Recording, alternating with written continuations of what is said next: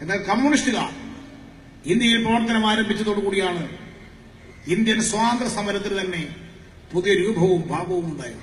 ഞാനുണ്ട്, വല്ലഭായി ഉണ്ട്, പിന്നെ തിലകുണ്ട്, ഇവരെല്ലാരും ഉണ്ട്, കാന്തിയാത്തോപ്പിണ്ട്, എല്ലാരും കൂടി പൂർണ്ണ സ്വാതന്ത്ര്യമാണ്.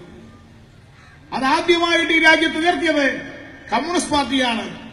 1920 കമ്മ്യൂണിസ്റ്റ് പാർട്ടി രൂപം കൊണ്ടതോടുകൂടിയാണ്. രവി വരുന്നേ. ഏത് രവി? ഏടോ രവീന്ദ്രനാഥ ടാഗോർ. എന്താ വിളിക്ക? രവിന്ന്? അതെ, ഞങ്ങൾ അങ്ങനത്തെ തന്തല്ലേ. നമ്മുടെ ഇന്ത്യക്ക് സ്വാതന്ത്ര്യം കിട്ടുന്നതിൽ കമ്മ്യൂണിസ്റ്റ് പാർട്ടി വഹിച്ചിട്ടുള്ള പങ്ക് അവിസ്മരണീയമാണ്. നിങ്ങൾക്കിപ്പം കുറച്ച് വിടല് കൂടിയണില്ലേ? ഉമ്മറുട്ടേക്ക് അങ്ങനത്തെ ഒരു വർത്താനോ? അന്നെക്കാട്ട ഞാൻ അയ്യൊക്കെ ജനിക്കുന്നതിന്റെ മുന്നേ ഉള്ള കാര്യങ്ങൾ ഞാൻ പറയുമ്പോ വിടലാന്ന് അങ്ങോട്ട് പറഞ്ഞ് തള്ളിക്കളയരുത് കേട്ടോ. പറഞ്ഞേ. സൂര്യനസ്തമിക്കാത്ത സാമ്രാജ്യത്വം എന്നായിരുന്നു ബ്രിട്ടീഷ് സാമ്രാജ്യത്തെ വിശേഷിപ്പിച്ചത്. കോൺഗ്രസ് നേതൃത്വത്തിൽ നിരവധി സമരങ്ങൾ നടന്നു. കമ്മ്യൂണിസ്റ്റുകാർ രക്തസാക്ഷികളായി. ക്വിറ്റ് ഇന്ത്യ സമരം നടത്തി കോൺഗ്രസ് നേതൃത്വത്തിൽ. പക്ഷെ 1942 ക്വിറ്റ് ഇന്ത്യ സമരം നടത്തി ബ്രിട്ടീഷുകാർ ഇന്ത്യ വിട്ടുപോയില്ല. ആ ബ്രിട്ടീഷ് സാമ്രാജ്യത്വം 1947 ഇന്ത്യക്ക് സ്വാതന്ത്ര്യം നൽകാൻ നിർബന്ധിതമായത് ലോക കമ്മ്യൂണിസ്റ്റ് പ്രസ്ഥാനത്തിന്റെ മുന്നേറ്റത്തിന്റെ ഫലമായിട്ടാണ്. 1947 ആഗസ്റ്റ് 15 നമുക്ക് ഇത് കിട്ടുന്നത് സ്വാതന്ത്ര്യം. ഇന്ത്യൻ ചരിത്ര പഠന കോൺഗ്രസിൽ ഒരു പ്രബന്ധമായി ഇത് അവതരിപ്പിക്കാവുന്നതാണ്. പാഠപുസ്തകങ്ങളിൽ തിരുത്തും വരുത്തണം. എൻസൈക്ലോപീഡിയ ബ്രിട്ടാനിക്കയിൽ കൂടി കോഡിയേരീസ് തിയറി ഓഫ് ഇന്ത്യൻ ഇൻഡിപെൻഡൻസ് എന്ന പേരിൽ രേഖപ്പെടുത്തിയാൽ പിന്നെ ലോകം മറിച്ചൊരക്ഷരം പറയാൻ സാധ്യതയില്ല. രണ്ടാം ലോകമഹായുദ്ധത്തിൽ സോവിയറ്റ് യൂണിയൻ ജയിച്ചു, ഹിറ്റ്ലർ തോറ്റു.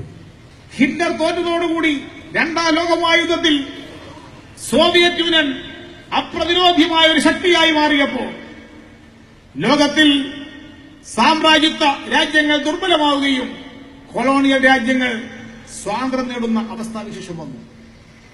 അതിന്റെ ഫലമായിട്ടാണ് 1947 ബ്രിട്ടീഷുകാർ ഇന്ത്യ വിട്ടുപോയത്. വല്ലഭായി ഉണ്ടല്ലോ, മൂപ്പരിന്റെ പുറത്തിങ്ങനെ തട്ടിയിട്ട്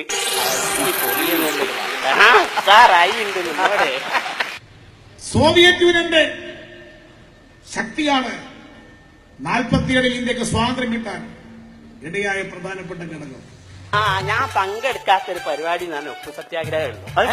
അന്ന് എനിക്ക് കാലിന് തീരെ വയ്യ, നീര് വന്നിട്ട് അന്ന് കൊറേ ഇത് നടക്കണല്ലോ. കൊറേ ഓരൊക്കെ ഭയങ്കര സ്പീഡിലാണ് നടക്കുക. ഞാൻ നടന്നാലെത്തൂല്ല. അതിനോട് ഞാൻ അതിൽ പങ്കെടുത്തില്ല. പിന്നെ ആ വിഷമം ഞാൻ അങ്ങോട്ട് തീർത്ത് എല്ലാ യുദ്ധത്തിലും അങ്ങോട്ട് പങ്കെടുത്തിട്ട്. സ്വാതന്ത്ര്യ സമരത്തിൽ ഇടത് ആശയങ്ങൾക്ക് ഒരു പങ്കുമില്ലായിരുന്നു എന്നൊന്നും ആരും പറയില്ല. പക്ഷേ ഉമ്മൻചാണ്ടി സർക്കാരിനെതിരെ കൊള്ളാവുന്ന ഒരു സമരം പോലും നടത്തി ജയിക്കാൻ പറ്റാത്തവർ ബ്രിട്ടീഷുകാർക്കെതിരെ സമരം നടത്തി സ്വാതന്ത്ര്യം വാങ്ങിത്തന്നു എന്നൊക്കെ പറഞ്ഞാൽ അല്പം കഷ്ടമാണ്. അവിടെ നിർത്തേണ്ടിയിരുന്നില്ല. ഒന്നാം സ്വാതന്ത്ര്യ സമരവും പ്ലാസി യുദ്ധവും പാനിപ്പട്ട് യുദ്ധവും ഒക്കെ കമ്മ്യൂണിസ്റ്റ് ശ്രമഫലമായിരുന്നു എന്നുകൂടി കാച്ചാമായിരുന്നു. ഈ വാഗൺ ട്രാജഡി എന്ന് പറഞ്ഞു കഴിഞ്ഞാല് ഒരു തീവണ്ടീന്റെ ഒരു ബോഗിയാണ്. ഒരു ബോഗീന്റെ ഉള്ളിലേക്ക് നമ്മളെ ഇന്ത്യക്കാരെ ശിവാന്തായി കേൾക്കുന്നുണ്ടോ? ഇന്ത്യക്കാരെ വരിച്ച് നിർത്തിയിട്ട് ബ്രിട്ടീഷുകാർ അക്കാര്യത്തിലൊക്കെ ഭയങ്കര ഡീസന്റാ. നല്ല നീറ്റിൽ അവരെന്തു ചെയ്യാ. അങ്ങനെ വരിച്ച് നിർത്തിയിട്ട് ഇവരിങ്ങനെ കുത്തി ഒലക്കാനോണ്ട് കുത്തി കയറ്റുക ബോഗീന്റെ ഉള്ളിലേക്ക്.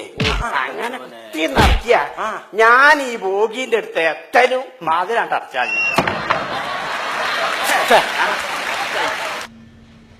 47 ഇന്ത്യക്ക് സ്വാതന്ത്ര്യം കിട്ടിയതിനു ശേഷം 1964 CPIM രൂപം കൊണ്ടു.